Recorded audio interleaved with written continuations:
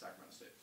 I think our girls were a little hungry after that second half versus Portland State. We were really hot in the first half and then got a little bit cold. But, we moved the ball well, and we knew that we'd have some weak side shots. And I thought Michaela did a great job finding Taylor early in the game. And once Taylor gets hot, she's hard to stop, so she was extremely hot that first half. And, it's hard to guard us if everybody's firing. So, Geraldine McCorkle's obviously her production's been a lot better the last few games too, and so she's been really looking to get to the hoop. And when people try to take away certain players, other people are going to be open, and that's their chance to step up and knock shots down. I think Solo's played great the last few games too, of knocking down the open layups when she has them. And so, if you're going to take Michaela away, then other people are going to be open. And thankfully, our girls, it's team basketball. Nobody really cares about points. Everybody wants to win. And so at this point, with where we're at, I think that's really showing that we're going to move the ball on any given night. Anybody can be the high scorer. Anybody can have the most assists.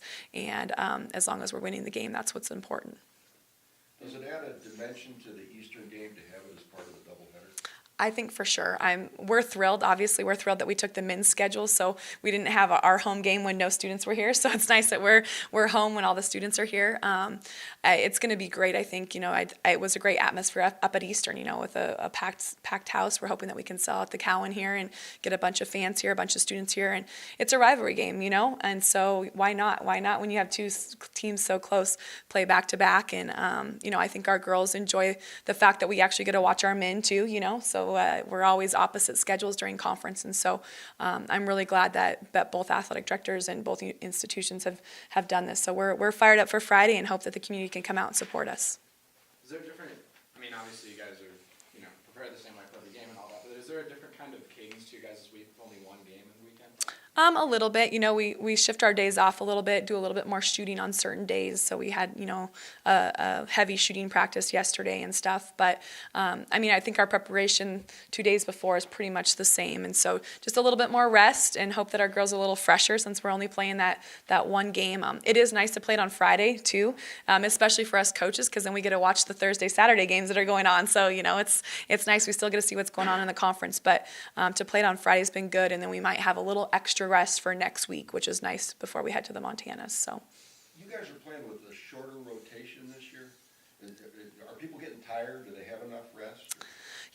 We usually keep it about 8, and maybe we're going 7 deep right now this year. But Michaela can go pretty much any given night for 35 plus minutes or whatever. So I will say I think it was nice. I think they really enjoyed the Sac State game, and it was fun to see them all on the bench cheering for the people that maybe haven't played as many minutes this year. But I think John does a great job of trying to get them rest when we can and making sure that it's not, going to hurt the team at all. And, Geraldine gets tired every once in a while. We've talked to her about, maybe taking a minute here and there earlier in the game and letting us know if we're not recognizing that. But for the most part, I think right now this team is hungry to win. And, I think, right now our shot is, it'd be great to have a bye the first round. If not, we got to go in there and we got to play hard, and it doesn't matter. I think they're competitive people, and so we practice pretty hard in practice, and they're kind of used to going hard. So hopefully our legs don't get too tuckered out by the end of the year. And speaking of managing those minutes, how has Nat Klinker's development throughout the year to the point where she's, putting in pretty good minutes and starting to put up double-doubles? How has her development kind of helped the team, have that extra depth? Yeah, Nat works hard every single day. I think people saw that. They got to see her for an extended period of time versus Sac State and see what we see every day. And really, when you're going against Michaela Ferenz, Taylor Pierce, Geraldine McCorkle, even a 6'5" player in Solo who practices hard every day, you're bound to get better. And our people that maybe aren't playing so many minutes, Haley Blankenship, Nina Carlson, they're going against the best of the best in the Big Sky, in my opinion, So you're practicing against those girls every day and getting better. And so we also have a male scout team, so they practice against, really quick athletic guys. And you can see that they're going to be huge players in the future of Vandal women's basketball. And we're really excited.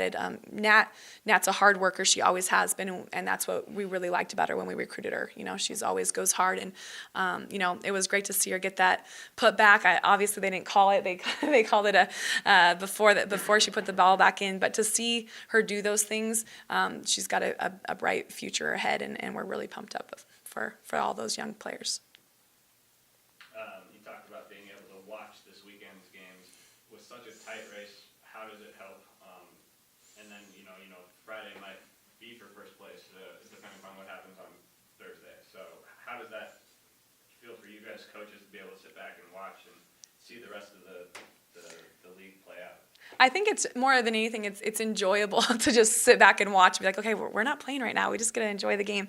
And we're always scouting and looking ahead. But, I mean, our focus right now is on Eastern. You know, we're really taking a one game at a time approach. You know, we'll start looking at some Montana stuff here and there. But for the most part, we know that this game, we just need to take care of business on our home floor and beat Eastern. So that's where all the energy is right now.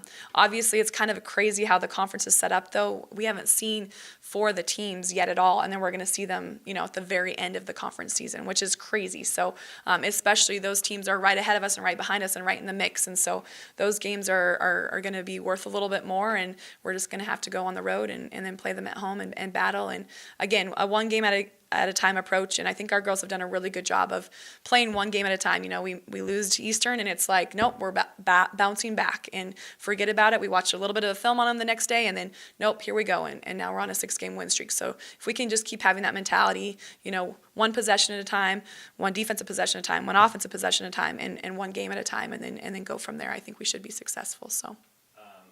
You're on the 6-game winning streak. You guys won 10 the last year in the WAC, 10 in a row.